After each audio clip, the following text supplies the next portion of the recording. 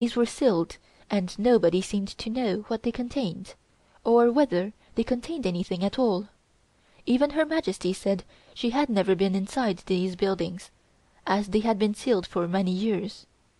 Even the entrance to the enclosure containing these buildings was always closed, and this was the only occasion that any of us ever even passed through.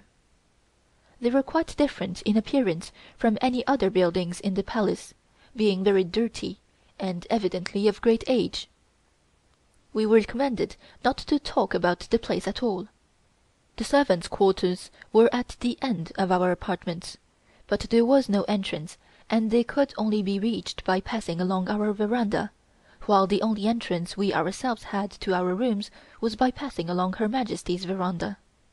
This was Her Majesty's own idea, in order that she could keep an eye on all of us and could see when we either went out or came in. Her Majesty now conducted us to her own Palace, and pausing a little, said: "I will now show you something which will be quite new to you." We entered a room adjoining her bedroom, which was connected by a narrow passage some 15 feet in length. On either side the walls were painted and decorated very beautifully. Her Majesty spoke to one of the eunuch attendants, who stooped down and removed from the ground at each end of this passage 2 wooden plugs which were fitted into holes in the basement. Then I began to realize that what I had hitherto regarded as solid walls were in reality sliding panels of wood. These panels, when opened, revealed a kind of grotto. There were no windows, but in the roof was a skylight. At one end of this room or grotto was a large rock, on the top of which was a seat with a yellow cushion, and beside the cushion an incense burner. Everything had the appearance of being very old. The room contained no furniture of any description. One end of this room led into another passage, similar to the one already described, having sliding panels, which led into another grotto, and so on. In fact, the whole of the Palace walls were intersected by these secret passages, each concealing an inner room. Her Majesty told us that during the Ming dynasty these rooms had been used for various purposes, principally by the Emperor when he wished to be alone. One of these secret rooms was used by Her Majesty as a treasure room, where she kept her valuables. During the time of the Boxer trouble, she hid all her valuables here before she fled. When she returned and opened this secret room, she found everything intact. Not one of the vandals who ransacked the Palace even suspected there was such a place. We returned to our veranda, and on looking around for the rooms we had just vacated, could see nothing except black stone walls, so well they were hidden. One of the principal reasons for Her Majesty's dislike to the Forbidden City was the mysteries which it contained, so many of which she did not know of herself. She said: "I don't even talk about these places at all, as people might think that they were used for all kinds of purposes."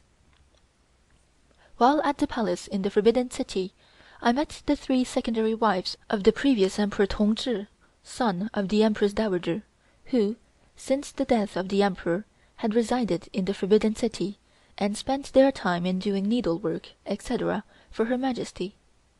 When I got to know them, I found that they were highly educated, one of them, Yu Fei, being exceptionally clever. She could write poetry and play many musical instruments, and was considered to be the best educated lady in the Empire of China. Her knowledge of Western countries and their customs surprised me very much.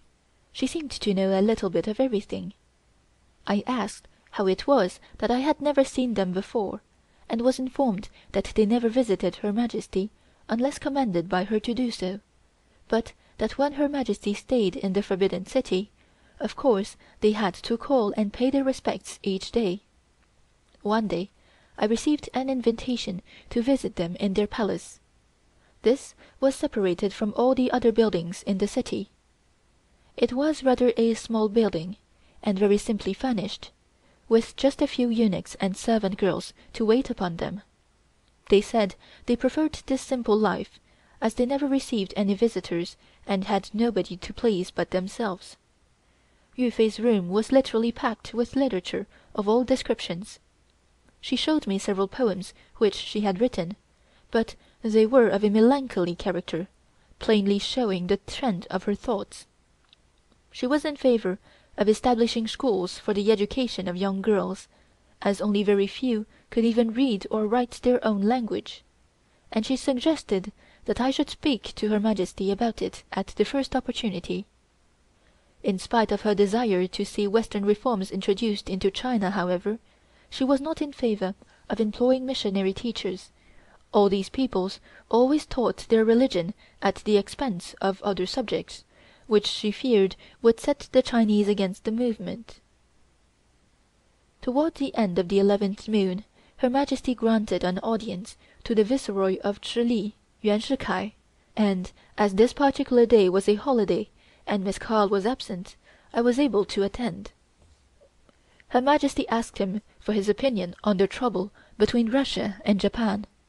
He said that although these two countries might make war against each other, China would not be implicated in any way, but that after the war was over, there was sure to be trouble over Manchuria. Her Majesty said she was quite aware of that, as they were fighting on Chinese territory, and that the best thing for China to do would be to keep absolutely neutral in the matter, as she had quite enough of war during the China-Japan war. She said it would be best to issue orders to all the officials to see that the Chinese did not interfere in any way, so as not to give any excuse for being brought into the trouble. She then asked his opinion as to what would be the result in the event of war, who would win. He said that it was very hard to say, but he thought Japan would win. Her Majesty thought that if Japan were victorious, she would not have so much trouble over the matter, although she expressed doubts as to the outcome, saying that Russia was a large country and had many soldiers, and that the result was far from certain. Her Majesty then spoke about the condition of things in China. She said that in case China were forced into war with another nation, we should be nowhere. We had nothing already, no navy and no trained army, in fact, nothing to enable us to protect ourselves.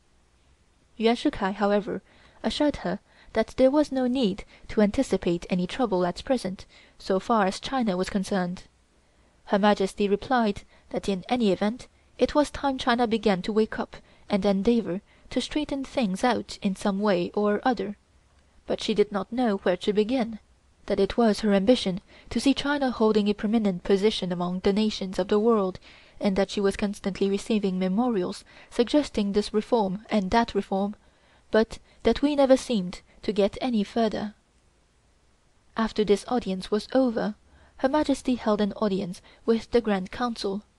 She told them what had been said during her interview with Yuan Shikai, and of course they all agreed that something should be done.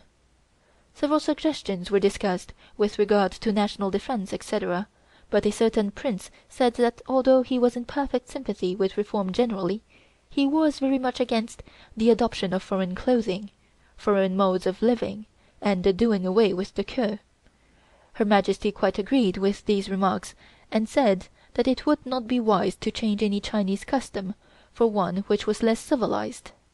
As usual, nothing definite was decided upon when the audience was over. For the next few days nothing was talked of but the war, and many Chinese generals were received in audience by Her Majesty. These audiences were sometimes very amusing, as these soldiers were quite unaccustomed to the rules of the court, and did not know the mode of procedure when in the presence of Her Majesty.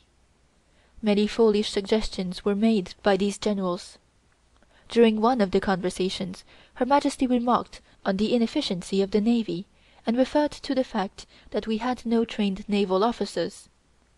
One of the generals replied that we had more men in China than in any other country, and as for ships, why, we had dozens of river boats and China merchant boats, which could be used in case of war. Her Majesty ordered him to retire, saying that it was perfectly true that we had plenty of men in China, but that